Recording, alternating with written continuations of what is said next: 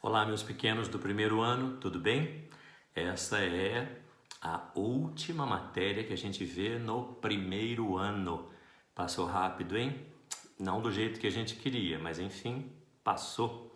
E eu espero que vocês tenham aprendido bastante nas aulas de literatura online que seu tio fez para vocês, tá bom?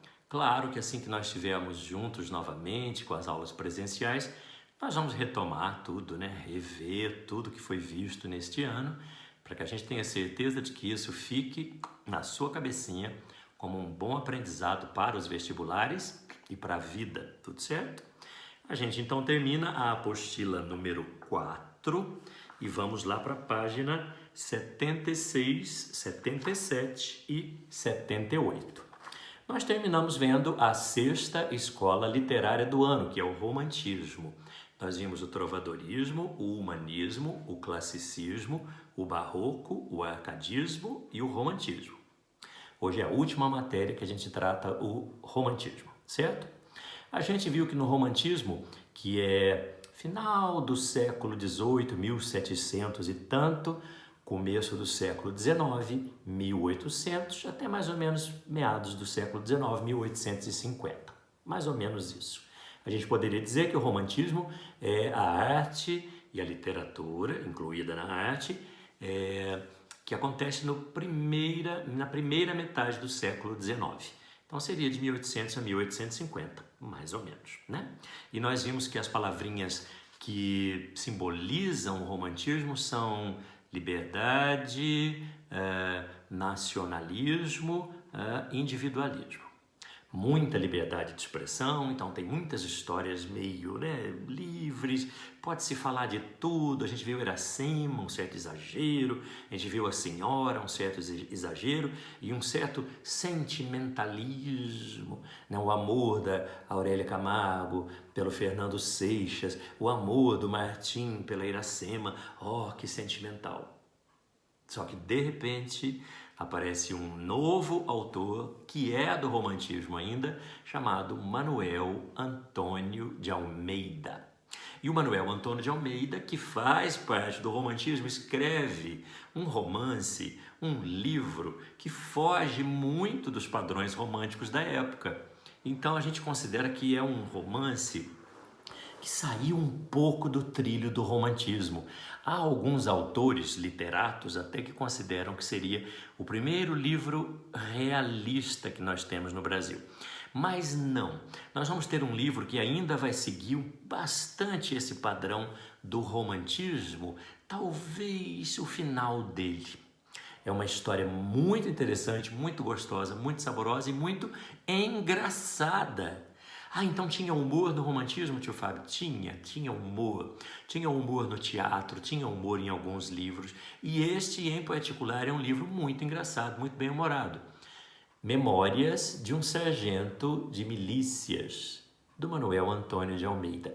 É um livro que traz humor e que traz umas personagens meio que brincam, que alegorizam aquelas heroínas, aqueles heróis maravilhosos do romantismo. Dá uma certa ironia, compreende? É aquilo que fala sem falar, sabe? Então tá brincando um pouco com os personagens. Tio Fábio, você falou então que são personagens meio alegóricos? São personagens alegóricos. Quer dizer que então são personagens planos, retos? São personagens planos e retos. Porque não há aprofundamento psicológico, a gente não vai ficar analisando a alta psicologia desses personagens. Eles são personagens que seguem aquilo que se espera deles na sociedade. Compreende?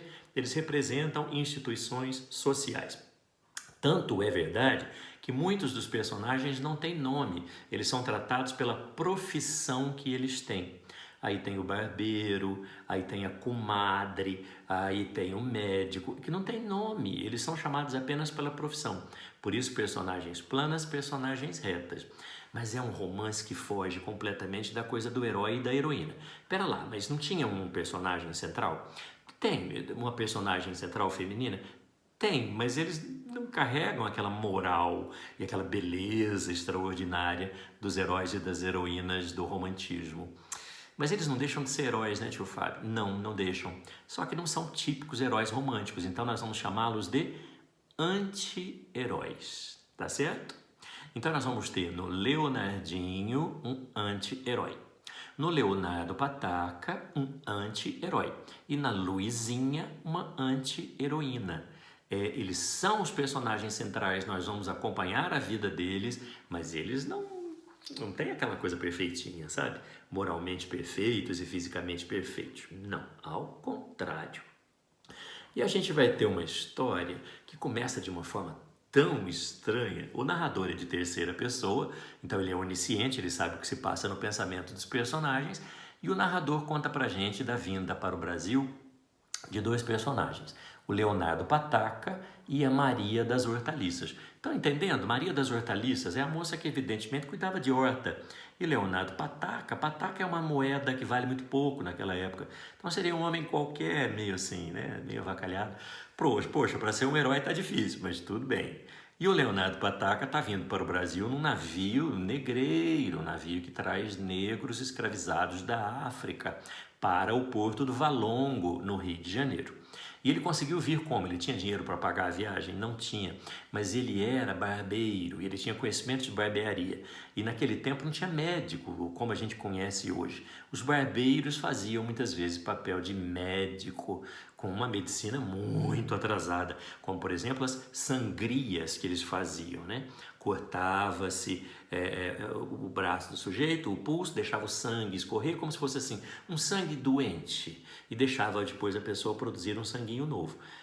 Muitas vezes a doença não era tão grave assim, a pessoa acabava se curando. E o Leonardo Pataca conseguiu vir para o Brasil como se fosse um médico.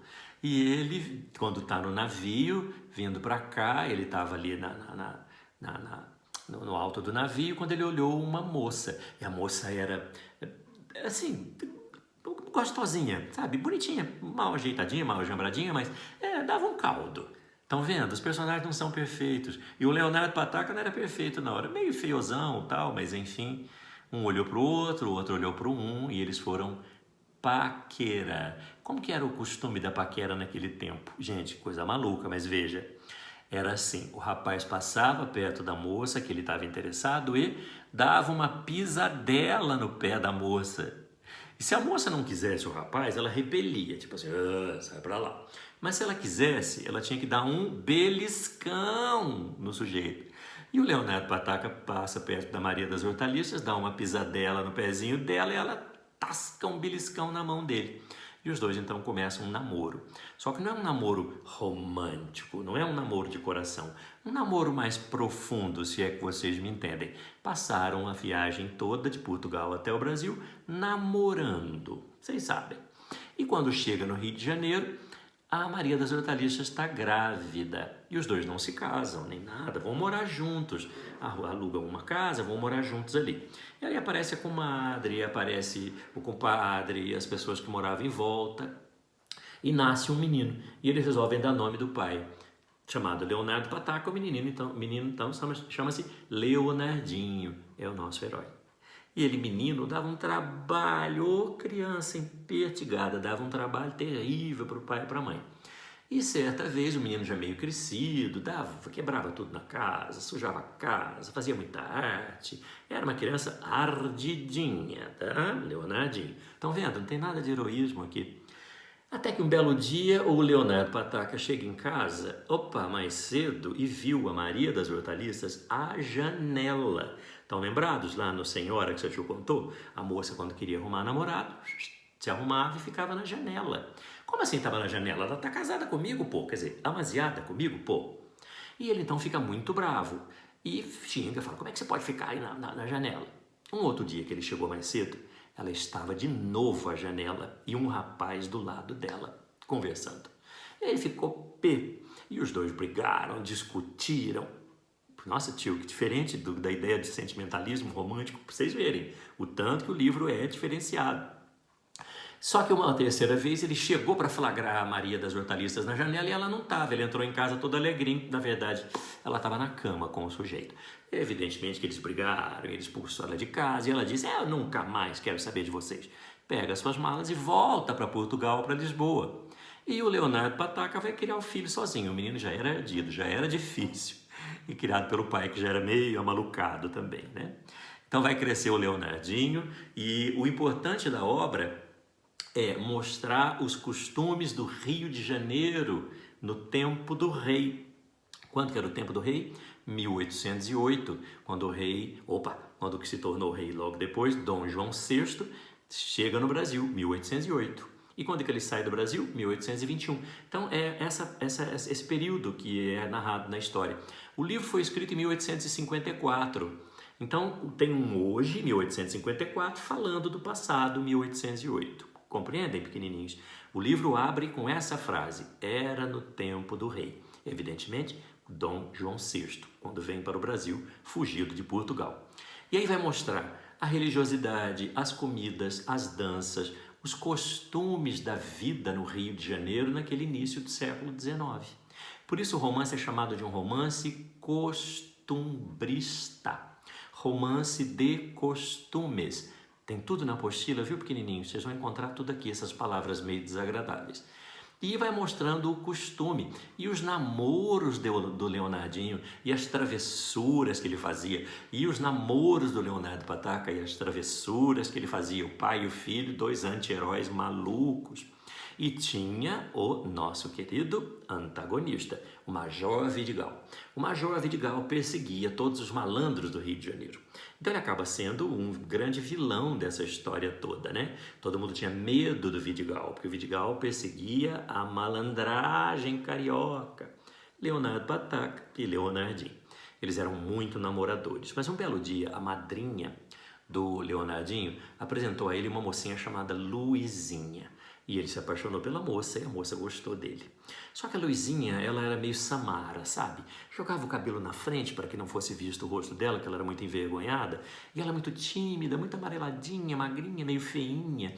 Mas ela gostou dele e ele gostou dela. Mas a madrinha disse: nem se aproxime, você malandrinho, querendo namorar essa mocinha que é minha sobrinha? Então a Luizinha foi afastada do nosso anti-herói, Leonardinho, que foi namorar outras moças e aprontar cada vez mais. Cenas dos próximos capítulos. Seu tio conta o resto para vocês já já.